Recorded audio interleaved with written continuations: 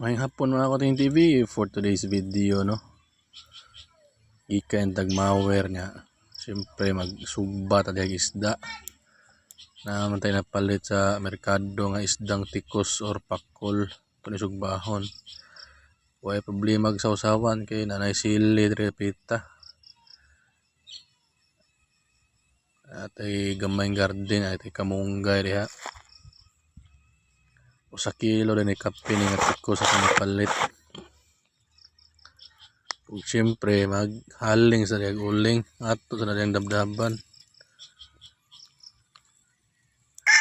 Mani atong sugbaan stainless steel na siya. Ug ato na lang nabutang diha atong isda.